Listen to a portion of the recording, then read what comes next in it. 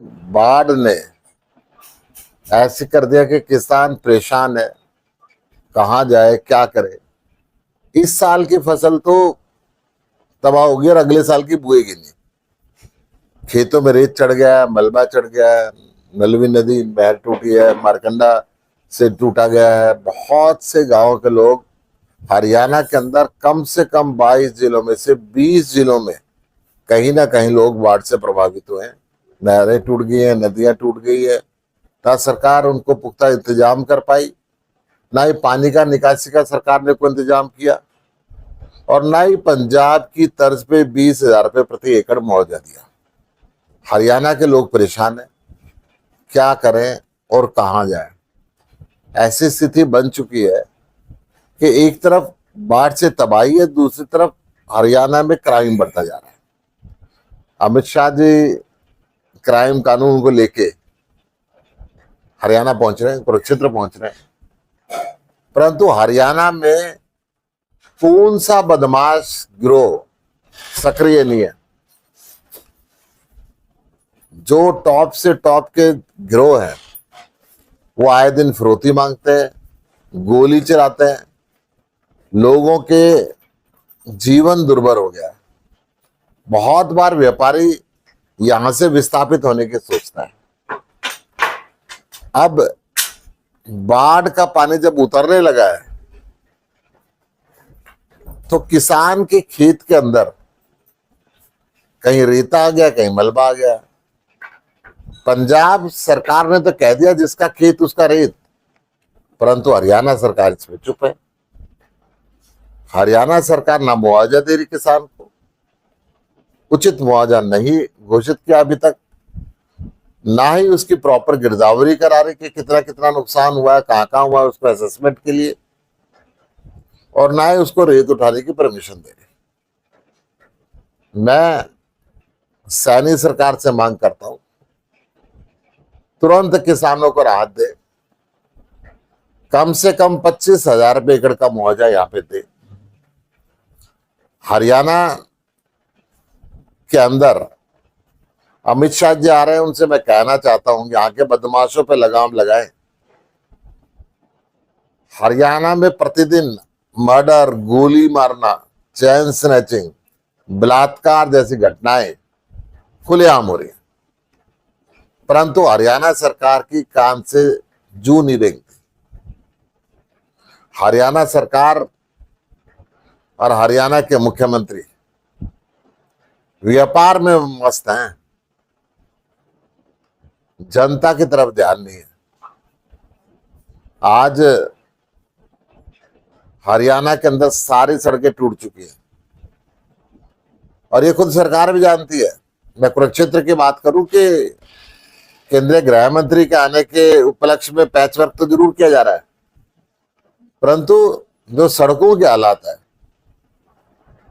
आम आदमी के सारे व्हीकल उस पर टूट जाते हैं, आने जाने के अंदर परेशानियां हो रही हैं। इस पे संज्ञान लेना चाहिए और हरियाणा के विकास पे ध्यान। आप कह रहे हैं करोड़ों क्षेत्र का विकास भी हो रहा, सरकार कह रही करोड़ों रुपए से विकास करा रहे हैं, कुछ क्षेत्र के नक्शे कदम को बदल रहे हैं। देखिए, क्या तो कर रहे हैं? कुरुक्षेत्र महाभारत के काल से सबसे प्रसिद्ध शहर है। कुरुक्षेत्र धार्मिक स्थिति से अगर इसका आंकलन करें तो दुनिया की धार्मिक राजधानी बन सकती थी। भगवान श्री कृष्ण ने यहाँ पे गीता का उपदेश दिया था, परंतु आज तक इसका रिंग रोड नहीं बना पाए।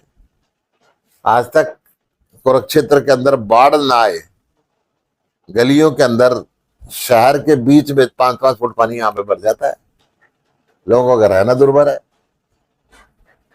विकास के नाम पे पैसे इनकी जेब में जाता है और लोग भुगतते रहते हैं। हरियाणा को अभी तक बाढ़ राज्य घोषित नहीं किया गया, जबकि शाहबाद और पेवा में कई जगह बुरा हाल रहा। आप शाहबाद की बात करें, पेवा की बात करें, फतेहाबाद की बात करें, रोहतक की बात करें, झज्जर की बात करें, फरीदाबाद की बात करें, ऐसा कोई जिला नहीं है जहां पे बाढ़ नहीं आई, लोग दुखी नहीं हुए।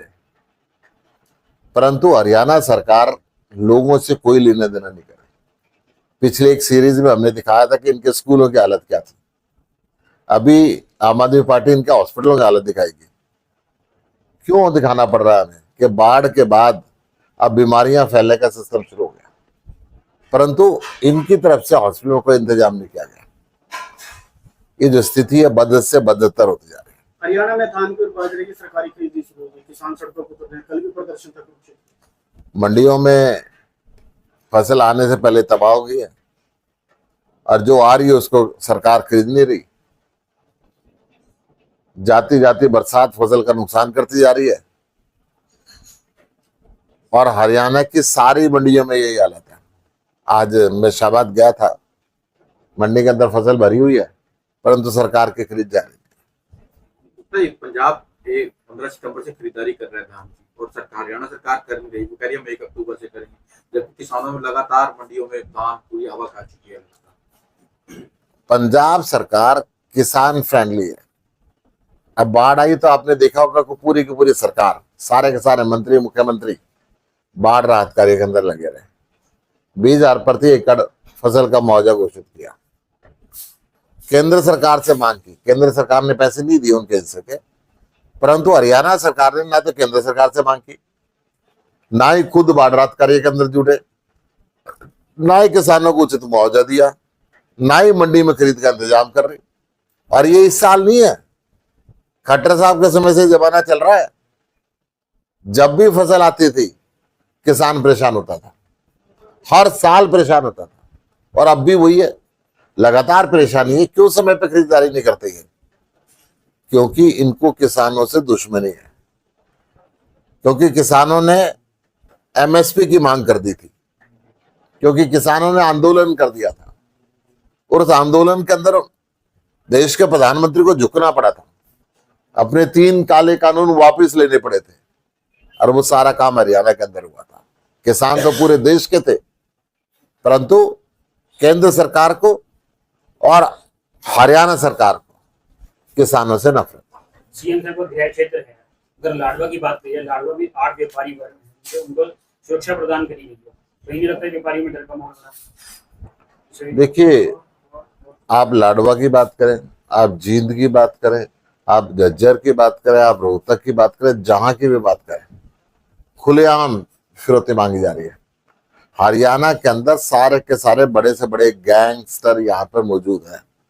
लोगों के खुलेआम गोली चलाई जाती है, गोली चला के व्यापारियों से पैसे मांगे जाते हैं और सरकार को सब मालूम है कौन सा बदमाश क्या फिरौती मांग रहा है, परंतु आज तक किसी को गिरफ्तार नहीं किया।